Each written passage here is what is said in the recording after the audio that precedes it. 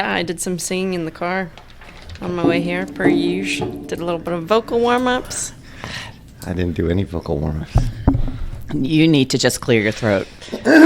You need to stop drinking and clear your throat. I'm going to have to do that 100 times. Fudge.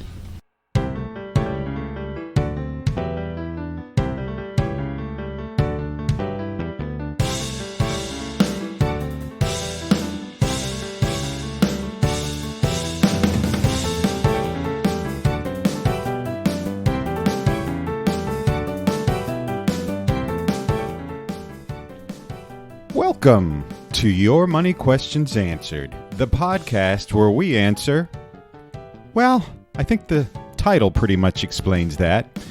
My name is Jeff Pincus, and I'm the producer of the show. In today's episode, Elena Peerson Arroyo, Charlotte Kanka, and Tom Leverone discuss financial wellness. This will be the first of a multi-part series on financial wellness, as there was just too much great content to fit into one show. Much of it actually discussing the topic at hand, with just a few detours.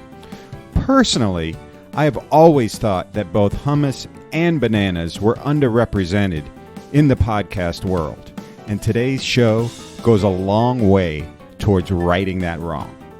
And now, let's join Elena, Charlotte, and Tom as they discuss financial wellness. So everybody hears this buzzword, wellness, right? Financial wellness is something that we talk about a lot at Washington Financial Group. It's something that's really important to us. It's one of those things that everybody uses this word wellness, but it's really hard to actually define, right? When we think of wellness, some people think of, I don't know, Joe Denoyer always talks about bananas and hummus, which is like this really outdated way of thinking about what wellness is. Charlotte, what do you think about when you think about financial wellness? That sounds like an age thing to me, outdated. Yeah. When I think about financial wellness, I think about making sure that you have all of your ducks in a row.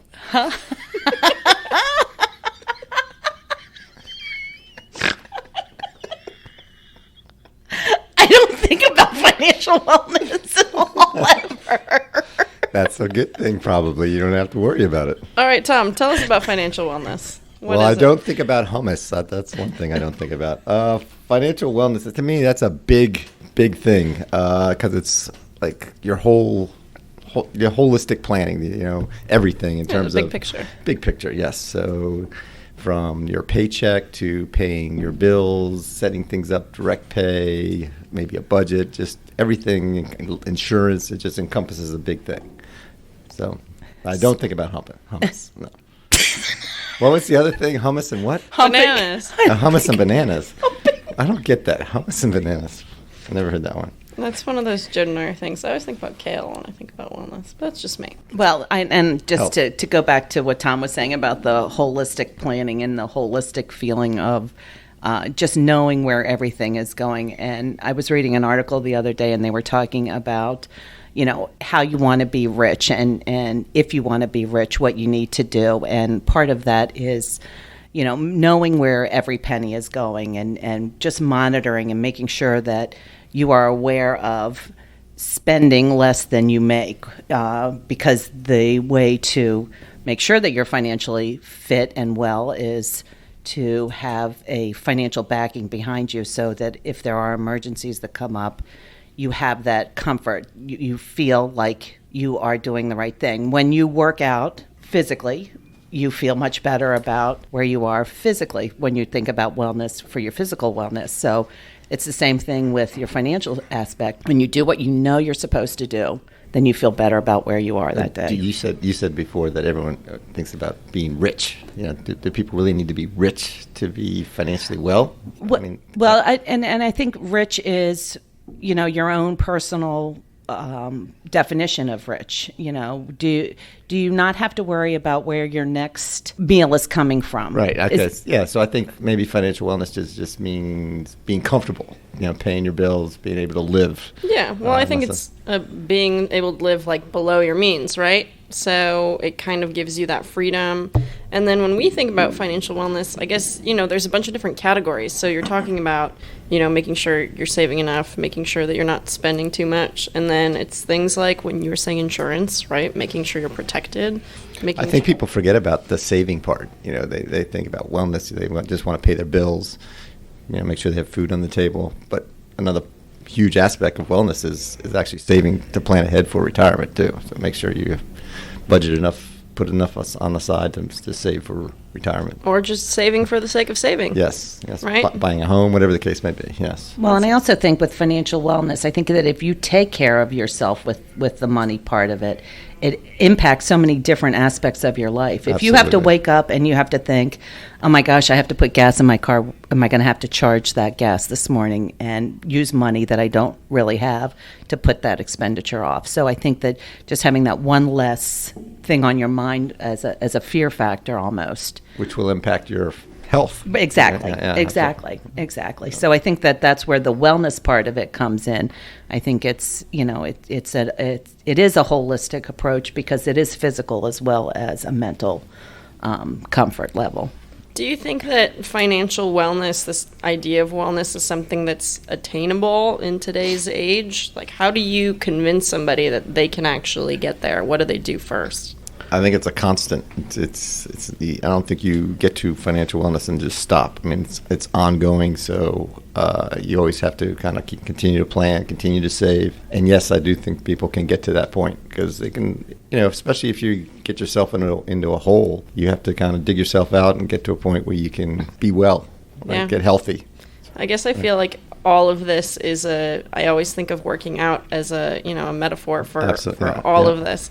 Like I was thinking the other day, I have this friend who uses MyFitnessPal to log all his food. He's been doing it for like 4 years straight. Wait, are you condemning him? Because I do that. No, he's fantastic. I mean, it works for him, right? It works if you keep track of it. It's very hard. It takes time. That's like a budget. Yeah, it's kind of like a budget, right? And it's kind of this. It's the first thing I do every morning, by the way, Elena. You budget or you do your FitnessPal? No, the FitnessPal thing. Yeah. Really? Yeah. You log all of your food? Yeah, how much cottage cheese do you eat per day?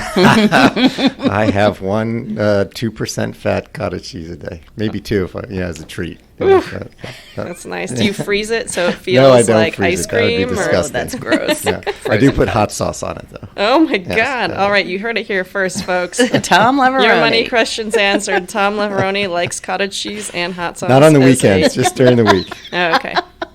No, the weekends are special. Well, anyways, so somebody uses something like MyFitnessPal, right? It's something that you're tracking, and it sort of gets you to visualize and actually set parameters on what you're doing, and then it makes you, the first thing it does is it makes you self-aware, right? Discipline. And then it gives you discipline, and then you just kind of learn from there. And I mean, I guess some days you could use it, but even days when you don't, you probably have done it for so long that you kind of have this self-awareness of, exactly what you're doing. Yeah, or you go off script and go down a bad path, which is what happens to me. Yeah, but then you just get back on track, right? And that's the thing. Financial wellness, it's a constant thing that you have to work on. You don't just get there and fall off the bandwagon. Absolutely. It's like working out. Just you can like your get health. super ripped, but then, you start hitting, past 45, right, Tom? And all of a sudden you're like, uh-oh, this isn't so good anymore. No, it's well, not. and you if there are apps just like MyFitnessPal for your budgeting, right? So if you get that discipline for your budgeting and for that savings type of thing, then you're that much better off. I